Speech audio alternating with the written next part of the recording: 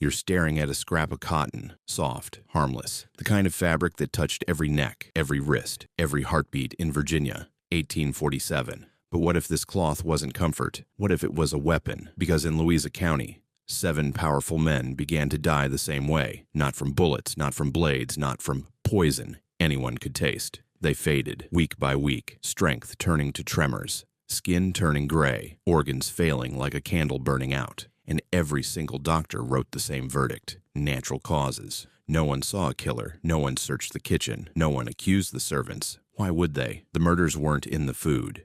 They were in the seams. Her name was Clara Hayes, an enslaved seamstress with hands so precise her stitches were almost invisible, and knowledge so old it had crossed an ocean in someone's memory. After one scream in a pantry, Clara didn't run. She didn't beg. She didn't pray for a system that wouldn't hear her. She counted measurements. She chose collars, cuffs, waistbands, and she started sewing death into clothing people begged to wear. Stay with me, because the terrifying part isn't who she targeted. It's how she made murder look like sickness, and how close she came to disappearing without a trace. It all began on a freezing morning in January 1847, when Clara Hayes was 28 years old and had been sewing for the Thornhill family of Riverside Manor for exactly 15 years. She had been taught the craft by her mother, Esther, who had been taught by her mother before her, a lineage of seamstresses going back 3 generations, each one passing down not just the skill of creating beautiful clothing, but something else,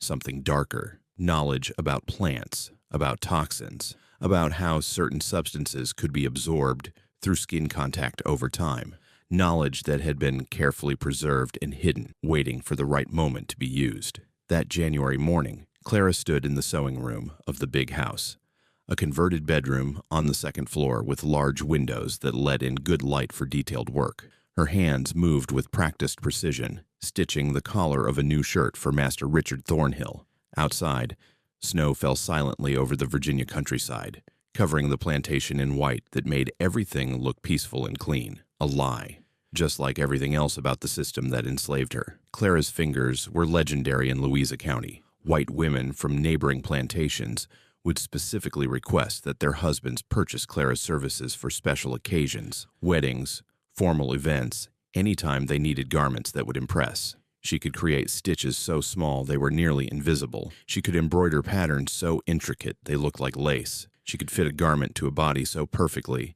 that it seemed painted on rather than worn. And she had been doing this work since she was 13 years old when her mother died from pneumonia in the cold winter of 1832, leaving Clara alone with her skills and her secrets. But that morning, in January 1847, everything changed. Not because of what happened to Clara, but because of what she witnessed happen to someone else. A girl named Ruth, 15 years old, who worked in the kitchen. Ruth had been born on Riverside Manor. She was bright and cheerful despite everything, always humming spirituals while she worked, always finding small moments of joy even in bondage. Clara had watched her grow up, had made her a dress once when Ruth turned 12, had seen her blossom into a young woman with her whole life ahead of her, such as any life could be for an enslaved person in Virginia in 1847. Master Thornhill's eldest son, Edmund, was 23 years old. He had returned home 3 months earlier, after finishing his studies at the College of William and Mary, where he had learned law and literature, and presumably the art of being a gentleman. But gentlemen don't do what Edmund did to Ruth in the pantry that morning. Clara heard the screams from the sewing room. She froze, needle in mid-stitch, listening to Ruth's voice crying for help, crying for it to stop, crying until her voice broke into sobs. Clara wanted to run downstairs, wanted to stop it. But she knew with absolute certainty what would happen if she tried. She would be beaten, perhaps killed, and it wouldn't change anything. Edmund would face no consequences. Ruth would receive no justice. Because in Virginia in 1847, enslaved women had no legal protection against rape by white men. The law did not recognize that such a crime could even exist between a master and his property. When the sounds finally stopped, and Edmund emerged from the pantry adjusting his clothing, whistling casually, as if he had just finished breakfast, Clara made a decision that would define the next 18 months of her life. She would not confront him. She would not plead with Master Thornhill to control his son. She would not run away, because running meant dogs and patrols and almost certain death. Instead, she would kill him, slowly, carefully, undetectably, and then she would kill his father and his uncle, and every man in Louisa County who had ever used his power to violate the women who could not fight back. But Clara Hayes was no fool. She knew that obvious poison would lead to investigation, to suspicion falling on the kitchen staff, to brutal interrogations and likely executions of innocent people. She needed something different, something that would take time to work, that would mimic natural illness, that could never be traced back to her. And she had exactly that knowledge, passed down from her grandmother, who had been a healer in West Africa before being captured and sold into slavery in 1790. The knowledge was this: certain plant toxins, when absorbed through the skin in small amounts over an extended period, would accumulate in the body and cause organ failure that looked exactly like natural disease. The victim would grow tired, would develop headaches, would eventually experience liver and kidney problems, would decline over weeks or months until death finally came. Doctors would diagnose it as consumption or fever, or any number of common ailments that killed people in the 1840s. No one would suspect murder because the victim had been sick for so long, clearly dying of natural causes. The plants Clara needed grew wild all over Virginia. Oleander, with its beautiful pink flowers and deadly leaves. Foxglove, whose purple blooms hid cardiac glycosides that would slowly destroy the heart. Pokeweed, whose roots contained toxins that accumulated in the liver. And most importantly, these substances could be extracted, concentrated, and infused into fabric, into thread, into the very clothing she sewed every single day. Clara began her work that same week. She collected the plants during her rare moments of personal time, early mornings before dawn, late evenings after the sewing room closed. She dried them in hidden corners of the quarters, ground them into powder using a smooth stone, extracted their essences using techniques her grandmother had taught her mother, who had taught her. And then, with infinite care, she began preparing special thread for Edmund Thornhill's shirts. The process was precise. She would take undyed cotton thread and soak it in a solution of plant toxins mixed with just enough binding agent to make the poison adhere to the fibers. Then she would dry the thread carefully, ensuring it looked and felt exactly like normal thread. And then she would use this thread for the inner seams of Edmund's clothing, the parts that would make constant contact with his skin, the armpits, the collar, the inner waistband of his trousers, places where sweat and body heat would help transfer the toxins through the skin over hours of wear. She started with just one shirt, made it perfectly, beautifully, with her reputation for excellence ensuring that Edmund would want to wear it often. And he did. He wore it twice in the first week, 3 times in the second. And by the 3rd week, he was complaining of fatigue. By the 4th, he had developed a persistent headache. By the 6th week, he was staying in bed some mornings, claiming he felt weak and unwell. The family doctor was called. He examined Edmund, found nothing obviously wrong, diagnosed overwork, and prescribed rest. Edmund rested, but continued wearing his clothing, including the poisoned shirt that Clara had sewn so perfectly. And week by week, he grew worse. Clara watched with the same expression she always wore, mild and subservient, the perfect image of a dutiful, enslaved seamstress concerned for young master's health. She made him a new shirt when he requested one, this time with even more poisoned thread. She hemmed his trousers with toxin-soaked stitches. She repaired a waistcoat, carefully replacing the lining with fabric she had soaked in concentrated plant extracts.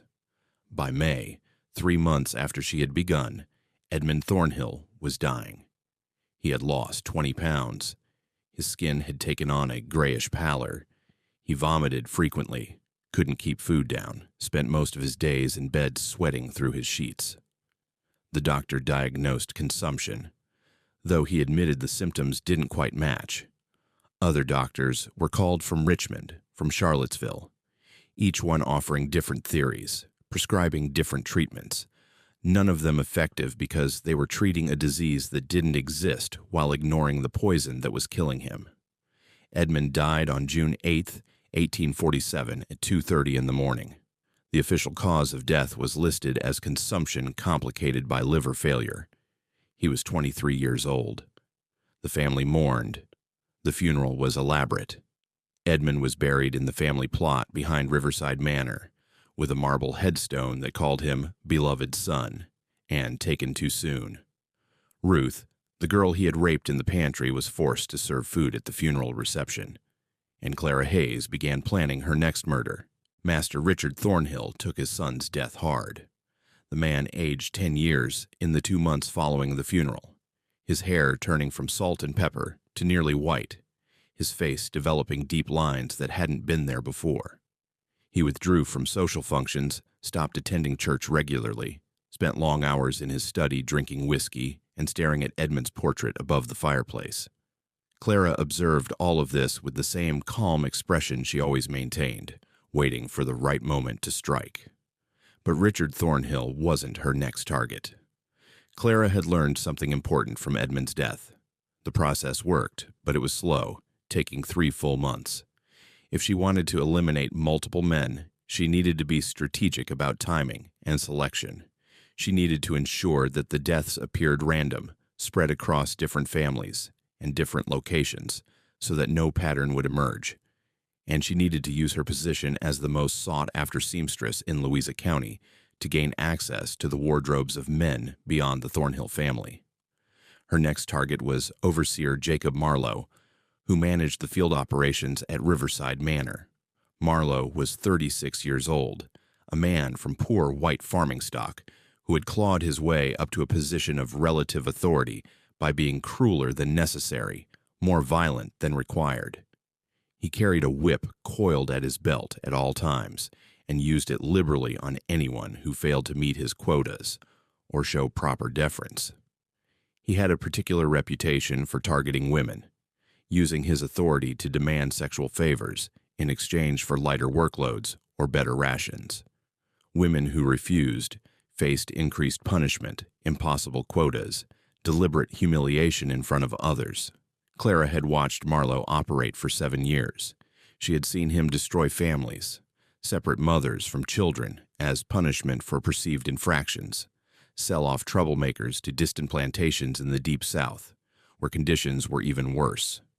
She had heard the stories whispered in the quarters about women he had forced himself on, about the children born bearing his features that he refused to acknowledge, and she had been waiting for the right opportunity to add him to her list. That opportunity came in early July when Marlowe approached her in the sewing room with a request. He was planning to marry, he told her. A woman from a respectable family in town had agreed to be his wife, and he needed new clothing for the wedding and for his new life as a married man. He needed shirts, trousers, a new suit for the ceremony itself, and he had heard that Clara was the finest seamstress in the county, so he was willing to pay Master Thornhill for her services.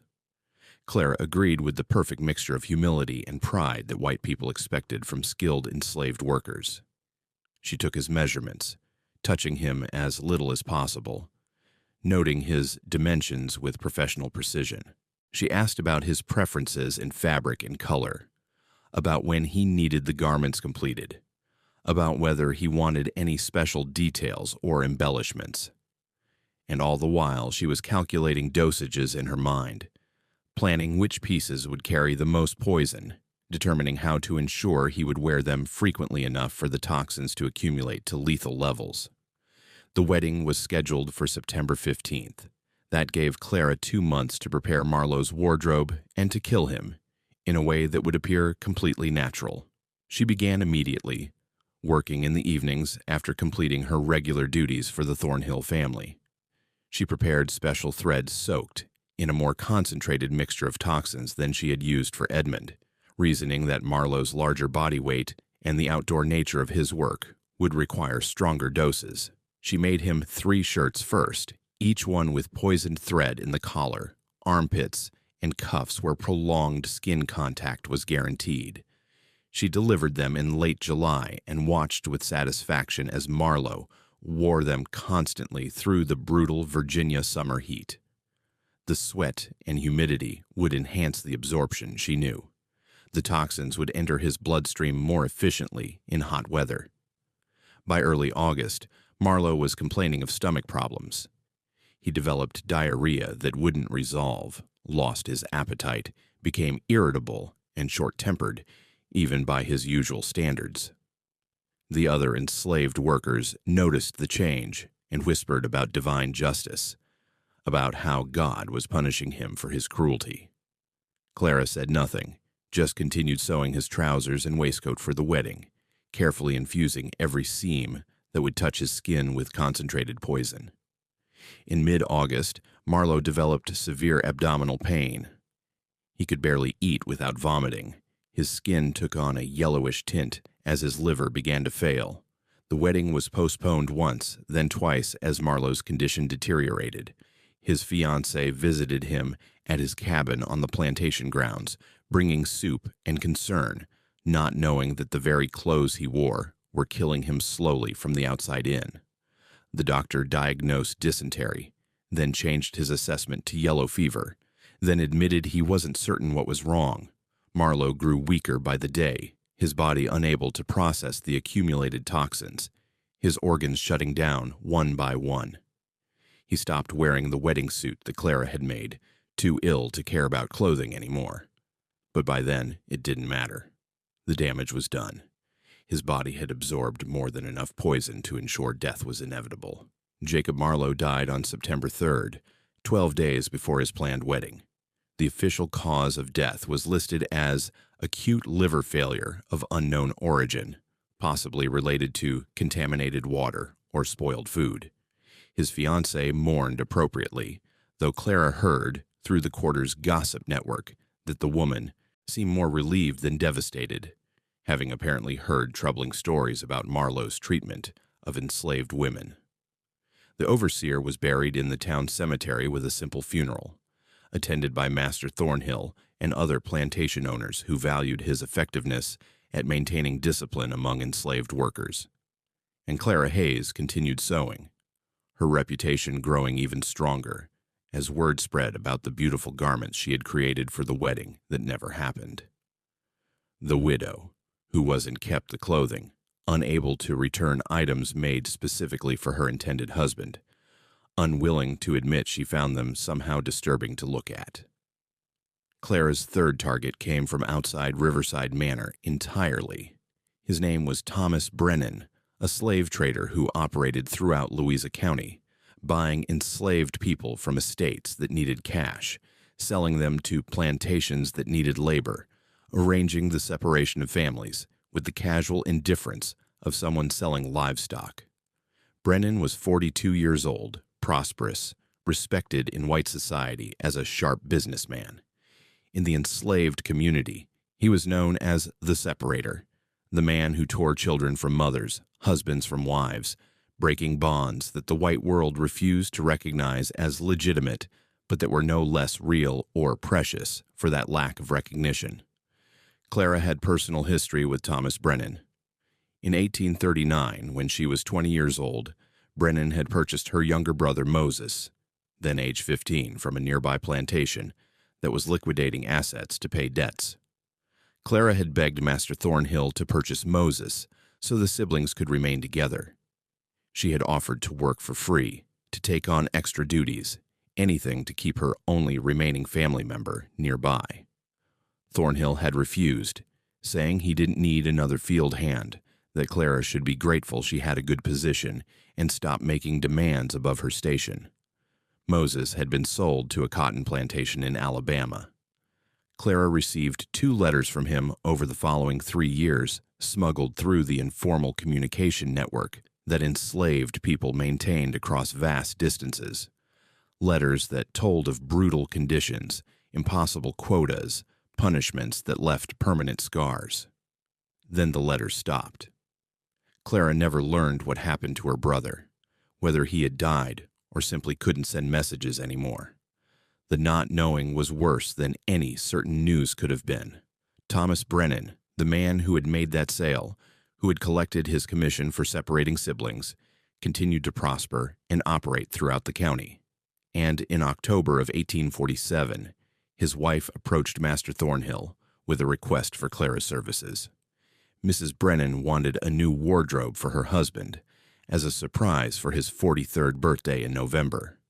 She had heard such wonderful things about Clara's work, how her stitches were nearly invisible, how her garments fit perfectly, how even other white women in the county were jealous of the clothing she produced.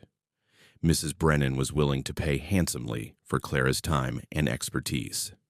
Master Thornhill, still grieving his son and willing to accept any additional income, agreed immediately.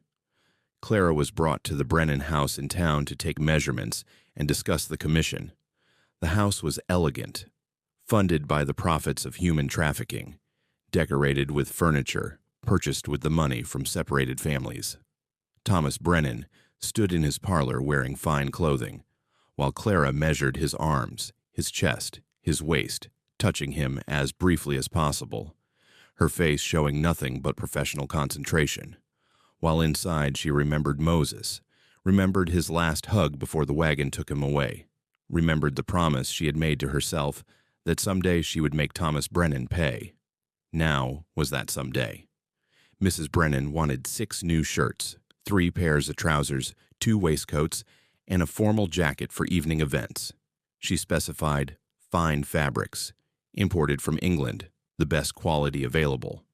She wanted embroidered details on the waistcoats, special buttons, elegant craftsmanship that would showcase her husband's success and status. She gave Clara 2 months to complete the commission, with the finished garments to be delivered before the birthday celebration in mid-November. Clara accepted the work with appropriate gratitude, then returned to Riverside Manor and began preparing the most lethal concentration of toxins she had yet created. For Thomas Brennan, she would use everything: oleander, foxglove, pokeweed, and one additional element she had been saving for a special case: seeds from the castor bean plant, which contained ricin, one of the most toxic naturally occurring substances known. In small amounts absorbed over time, it would devastate the liver and kidneys, while causing symptoms so varied that doctors would struggle to make a coherent diagnosis. She soaked thread and fabric in the poison solutions, dried them carefully, tested small samples on her own skin to ensure they retained their potency without being detectable by smell or texture.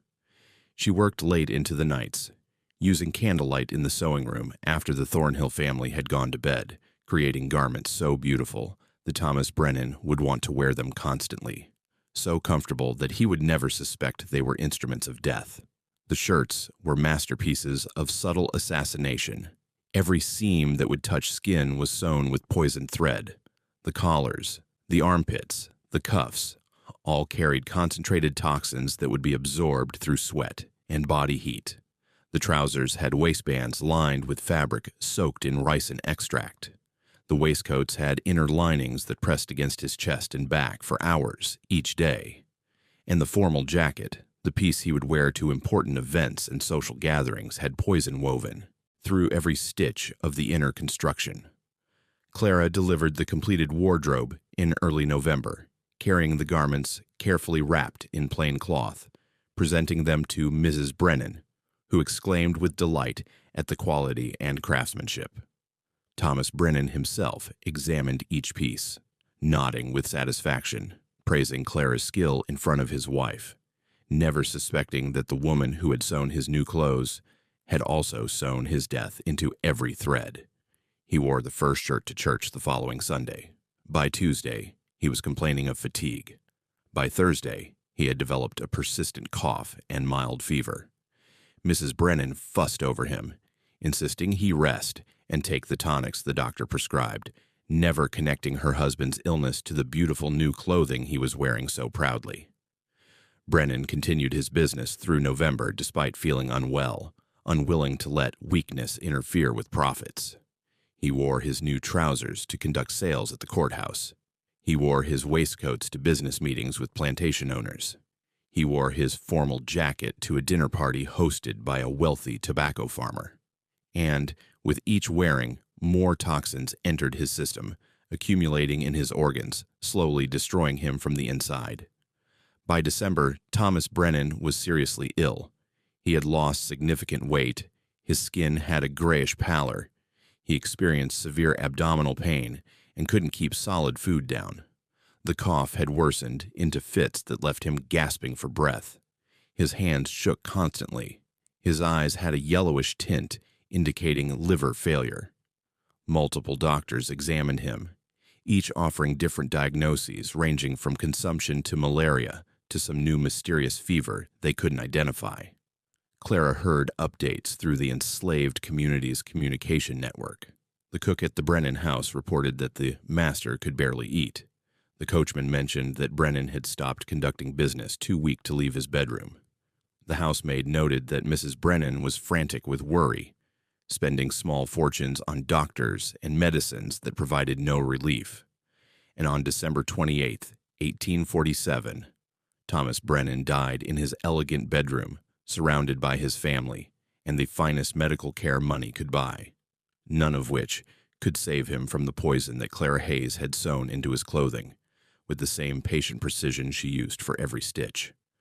The official cause of death was listed as wasting disease, complicated by respiratory failure and liver dysfunction. The doctors admitted they had never seen quite this combination of symptoms before, suggesting it might be some new illness, perhaps related to Brennan's extensive travels throughout the region, possibly contracted from contaminated food or water at some point during his business dealings. Thomas Brennan was buried with full honors in the town cemetery. His funeral was attended by the prominent men of Louisa County, plantation owners and businessmen who valued his services and mourned the loss of such a reliable trader. His widow received condolences and casseroles, sympathetic visits from church ladies who praised her devotion as a wife, never knowing that the beautiful clothing she had commissioned as a birthday surprise had been the delivery mechanism for her husband's murder. And Clara Hayes returned to the sewing room at Riverside Manor, her expression as calm and unreadable as always, her hands ready to create more beautiful garments for whoever might require her services next. By the end of 1847, 3 men were dead: Edmund Thornhill, Jacob Marlowe, and Thomas Brennan. 3 deaths in 3 different circumstances, with 3 different official causes. No connection between them, except for one thing that no one in the white world would ever think to investigate. The same seamstress had sewn clothing for all 3 men in the months before they died. But who would suspect a needle and thread? Who would imagine that cotton fabric could carry death? Who would believe that an enslaved woman with such incredible skill and such quiet demeanor could be a serial killer, more effective than any poisoner in history? No one. Which was exactly what Clara had counted on. The winter of 1848 brought bitter cold to Virginia, and something else that Clara hadn't anticipated: suspicion. Not of her specifically, but a general unease that began spreading through Louisa County's white population as word circulated about the 3 deaths. 3 prominent men dead within 7 months, all from mysterious wasting illnesses that doctors couldn't quite diagnose. Individually, each death seemed tragic but explainable. Together, they formed a pattern that made people nervous. The rumors started in the churches and general stores, in the parlors where white women gathered for tea and gossip. Some suggested contaminated water in the wells. Others blamed a new fever brought by travelers from Richmond or Norfolk. A few whispered about divine judgment, though they were careful about who might be judged and for what sins. But mostly people were simply frightened, wondering who might be next, whether this mysterious illness would continue spreading through the county. Clara heard the rumors through the household staff at Riverside Manor. She listened to Mistress Thornhill discussing her fears with visiting ladies, heard the worry in their voices as they debated whether to limit social visits or avoid certain areas where the deaths had occurred. And Clara understood that she needed to be more careful now. The next death couldn't happen too soon, couldn't happen in an obvious pattern. She needed to let months pass, needed to let the fear fade before striking again. But there was a problem. She had already begun work on her fourth target. Dr. Samuel Whitmore was the physician who had treated both Edmund Thornhill and Jacob Marlowe during their final illnesses. He was 53 years old, respected throughout the county as a skilled medical practitioner who had studied in Philadelphia and brought modern techniques back to rural Virginia. He was also the doctor who, 15 years earlier in 1833, had declared that Clara's mother Esther had died from pneumonia, and therefore no one was at fault, when the truth was that Esther had been forced to work in freezing rain for 3 days straight as punishment for breaking a dinner plate, and had developed the pneumonia as a direct result of that exposure. Clara had been 13 years old when her mother died, shivering and coughing in the drafty cabin they shared in the quarters, begging for medicine, or at least warm blankets that were never provided. Dr. Whitmore had examined Esther once, pronounced her case hopeless, and left without prescribing any treatment because enslaved people's medical care was entirely at the discretion of their owners. And Master Thornhill had decided that the cost of medicine exceeded the value of saving one middle-aged seamstress when he already had her daughter trained to take over the work. Clara had held her mother's hand as Esther drowned in her own lungs, had listened to her final whispered instructions about the plants and their properties, about the knowledge that must be preserved and passed on, about the importance of patience and precision, and she had watched Dr. Whitmore sign the death certificate without a second thought, listing pneumonia as cause of death, with no mention of the circumstances that had caused it. Now, in January of 1848, Dr. Whitmore's wife had requested Clara's services to create a new wardrobe for her husband. The doctor had gained weight in recent years. His old clothing no longer fit properly, and Mrs. Whitmore wanted to surprise him with garments that would be comfortable and fashionable. She had seen the beautiful work Clara had done for Thomas Brennan before his untimely death, and wanted the same quality craftsmanship for her own husband. Clara knew she should refuse, should find some excuse to delay or avoid this commission. The timing was wrong, the risk too high. But when she thought about her mother, about Esther's final gasping breaths, about the casual indifference with which Whitmore had let her die, Clara found she couldn't walk away. This was the man who could have saved her mother, and chose not to. This was the man who had declared deaths convenient, rather than confronting the cruelty that caused them. He deserved what was coming. She took on the commission but modified her approach. Instead of the aggressive poisoning she had used on Thomas Brennan, Clara decided on a slower method that would take 6 months or more to kill Dr. Whitmore. The symptoms would develop so gradually that they would seem like natural aging, like the inevitable decline of a man in his 50s, whose body was simply wearing out. No one would connect his death to the 3 that had preceded it because the timeline would be completely different. She prepared weaker concentrations of toxins, using primarily foxglove, which affected the heart gradually, causing arrhythmias and weakness that would mimic natural cardiac disease. She infused his shirts and undergarments with these subtle poisons, ensuring that his body would absorb small amounts daily but not enough to cause obvious acute symptoms. Dr. Whitmore began wearing his new clothing in February. By April, he was complaining of occasional irregular heartbeats and mild fatigue, symptoms he attributed to the stress of his practice and dismissed as insignificant. Clara continued her regular work at Riverside Manor, sewing for the Thornhill family, maintaining her reputation for excellence, giving no one any reason to suspect that she was doing anything other than producing beautiful garments. But in March, something happened that changed everything. Ruth, the 15-year-old girl who Edmund Thornhill had raped in the pantry, discovered she was pregnant. The pregnancy was obvious to everyone in the quarters, but had been hidden from the White family through careful arrangement of Ruth's clothing and duties.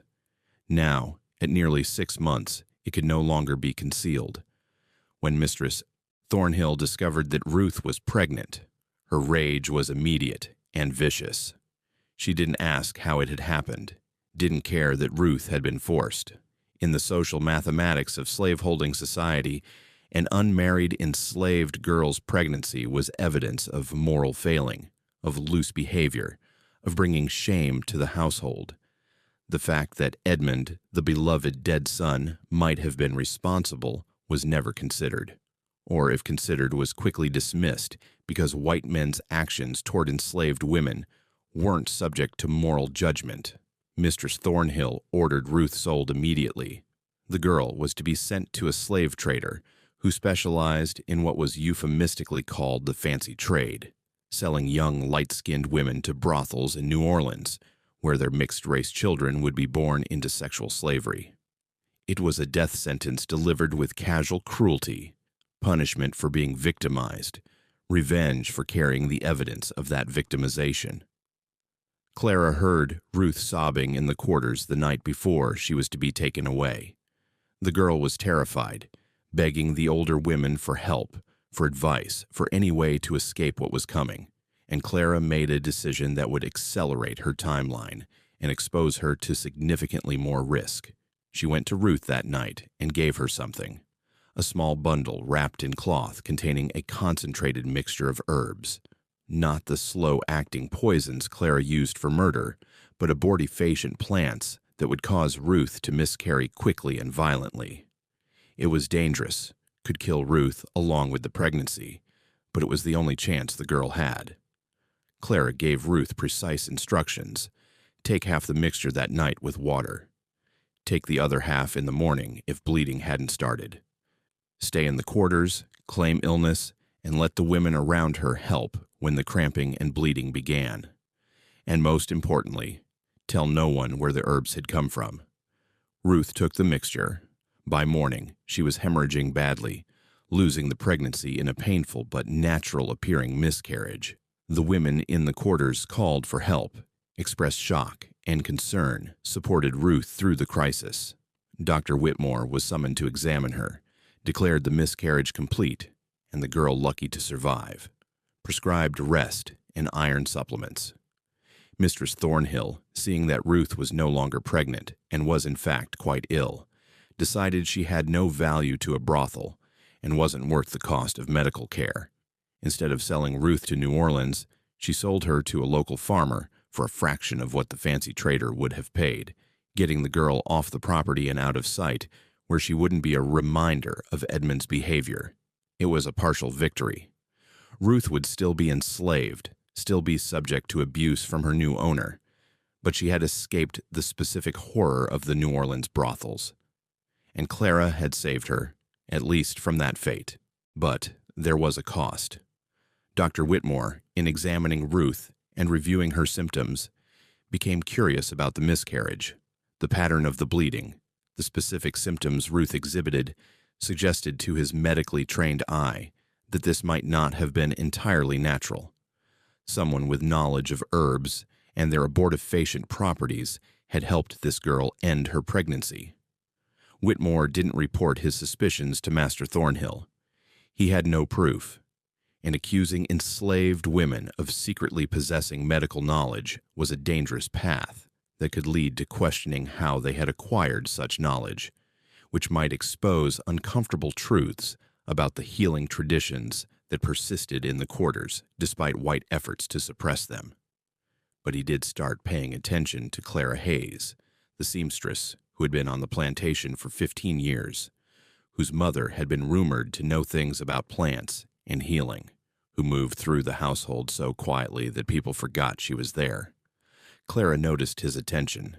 She saw him watching her sometimes when she came to deliver his new clothing to his house in town, saw him studying her face as if trying to read something there. And she knew she had made a mistake, had exposed herself by helping Ruth, had created a crack in her perfect invisibility. She accelerated Dr. Whitmore's poisoning. In May, she delivered a new set of undershirts and nightclothes to Mrs. Whitmore, garments that the doctor would wear for extended periods in the privacy of his home. These items were saturated with stronger concentrations of foxglove and the addition of oleander, combinations that would cause severe cardiac distress. Within 2 weeks, Whitmore was experiencing chest pains and significant heart irregularities. By early June, he was confined to bed rest under the care of a colleague from Richmond who diagnosed serious heart disease and prescribed digitalis, ironically, the very substance Clara was poisoning him with, just in uncontrolled doses through his skin rather than regulated medical doses orally. Dr. Samuel Whitmore died on June 19, 1848, of acute heart failure. He was 53 years old. His death was attributed to natural cardiac disease, the kind of condition that killed men in middle age with some regularity. His funeral was well attended by the medical community and by grateful patients whose lives he had saved over his decades of practice. No one mentioned the enslaved woman whose mother he had allowed to die, whose death certificate he had signed without a second thought. And with Whitmore's death, Clara reached a decision. She had killed 4 men in 16 months. She had avenged Edmund's rape of Ruth, Marlowe's years of cruelty, Brennan's destruction of families, including her own, and Whitmore's callous negligence. But she was now exposed to risk she hadn't faced before. Whitmore had suspected something, even if he didn't know what. And the pattern of deaths, while not obvious, was there for anyone who might look carefully enough. She needed to stop, at least for a while, let time pass, let suspicions fade, let the deaths become old news that no one thought about anymore. She would continue being the perfect seamstress, continue producing beautiful work, continue moving invisibly through white society spaces. And if the opportunity arose for 1 or 2 more acts of justice, she would take them, but only if the risk was minimal. Except that the universe had other plans. In July of 1848, a wealthy planter named Harrison Carter arrived in Louisa County from South Carolina. He was purchasing land to establish a new plantation, bringing with him 50 enslaved people he had owned for years, planning to grow tobacco on Virginia soil. And among those 50 people was a young woman of 26 named Dinah, who had a 3-year-old daughter named Grace. Clara met Dinah at a church service that enslaved people from various plantations were permitted to attend once monthly. The women struck up a conversation, discovered they had similar skills with sewing and textiles, began sharing techniques and stories. And over several weeks, they became friends, finding in each other the kind of connection that was precious and rare in a world designed to prevent enslaved people from forming lasting bonds. In August, Dinah confided something to Clara. Master Carter had been making advances toward her for months. He had promised that if she cooperated, he would give her daughter better food, warmer clothes, easier work assignments as Grace grew older. If she refused, he implied that Grace might be sold away, that accidents could happen to small children, that Dinah should think carefully about what was most important to her. Dinah had been refusing, but the pressure was increasing. Carter was growing impatient, his implications more direct, his threats more specific.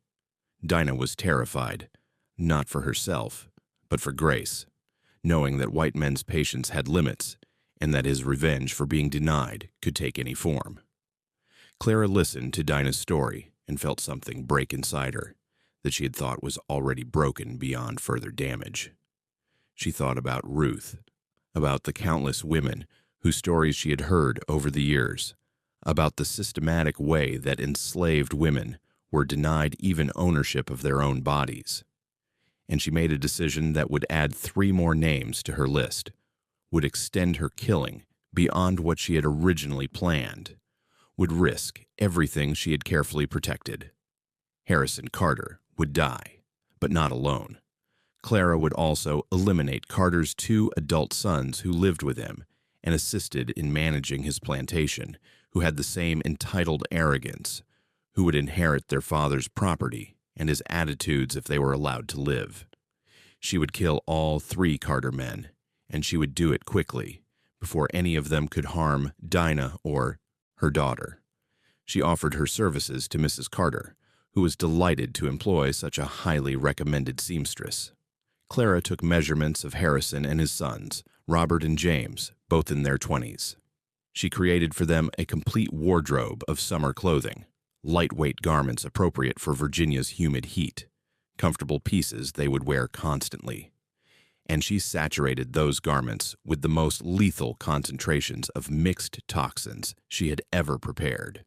Oleander, foxglove, pokeweed, castor bean extract, all combined in doses calculated to kill within weeks rather than months. She didn't have time for slow deaths. The Carter men had to die quickly before Harrison lost patience with Dinah's refusals and acted on his threats. The three men began wearing their new clothing in early September. By the end of the month, all three were seriously ill with overlapping symptoms: severe gastrointestinal distress, cardiac irregularities, liver failure, kidney dysfunction, neurological problems. The doctors who examined them were baffled by the simultaneous onset of what appeared to be the same mysterious disease affecting multiple members of the same household. Theories proliferated: contaminated food, perhaps from spoiled meat; poisoned well water, though testing showed nothing wrong; some new infectious disease, though no one else on the plantation was affected. The medical community in Louisa County held emergency meetings to discuss this alarming cluster of cases, debating whether to recommend quarantine measures, whether to alert state health authorities about a potential epidemic. And in October of 1848, all three Carter men died within 4 days of each other. Harrison first, then Robert, then James. The deaths sent shockwaves through the county, confirming everyone's worst fears that some terrible new plague was spreading through the white population. But then something unexpected happened. The deaths stopped. No new cases emerged. No one else developed the mysterious wasting illness. The Carter deaths became an isolated incident, tragic but contained, eventually attributed to some unknown contamination specific to their household, perhaps related to their recent arrival from South Carolina, possibly carrying some disease from their previous location. And Clara Hayes, whose hands had sewn the clothing that delivered death to 7 men in 20 months, continued her work at Riverside Manor, her reputation as the finest seamstress in Virginia growing even stronger because of the tragic coincidence that several of her clients had died from unrelated illnesses shortly after wearing her beautiful creations. Dinah and her daughter Grace remained at the Carter plantation, now under new ownership as the property was settled among distant relatives. Clara visited them when she could, brought them small gifts, watched Grace grow from a toddler into a bright young girl. And she never told Dinah what she had done because some gifts are best given silently. Some debts don't need to be acknowledged. Clara Hayes lived another 32 years. She was never caught, never suspected, never investigated. She witnessed the Civil War, saw slavery's abolition, lived to see freedom come at age 50. She continued sewing after emancipation, now as a paid craftswoman who chose her clients and set her prices, who built a successful business and died in 1880 at age 61, respected in her community, known for her skill and her quiet dignity. She never spoke about the 7 men whose deaths she had caused, never confessed, never hinted, never wrote anything down. The knowledge died with her, preserved only in the whispered stories that some of the older women passed down. Stories about a seamstress who knew things about plants and threads, about a woman who protected other women the only way she could. The historical record shows the deaths: Edmund Thornhill, consumption; Jacob Marlowe, liver failure; Thomas Brennan, wasting disease; Samuel Whitmore, heart disease; Harrison Carter and his sons, unknown contamination; 7 white men dead in Virginia between 1847 and 1848, 7 separate medical investigations, 7 different official causes. No connection between them except the invisible thread of Clara Hayes's patient. Methodical, perfectly executed revenge. This is the story of how needle and thread became weapons more deadly than any gun or knife. This is the story of how an enslaved woman with encyclopedic knowledge of poisons and textiles, killed 7 men without ever raising suspicion, without leaving evidence, without giving the white supremacist system any way to stop her. This is the story of Clara Hayes, seamstress and serial killer, who proved that intelligence and patience could triumph over brute force, that the seemingly powerless could find power in unexpected places, that oppression creates its own destruction when pushed too far. Remember her name. Remember what she did. Remember that resistance took 10,000 forms in the centuries of American slavery, and some of those forms were silent, subtle, and absolutely lethal. Remember that the women who appeared most docile, most obedient, most perfectly adapted to their oppression, might have been the most dangerous of all. Remember that sometimes justice comes not from the law or from society, but from the hands of those who have been denied every other form of power and refuse to accept powerlessness as their permanent condition. Clara Hayes killed 7 men with poisoned thread and beautiful stitches, and no one ever knew, until now.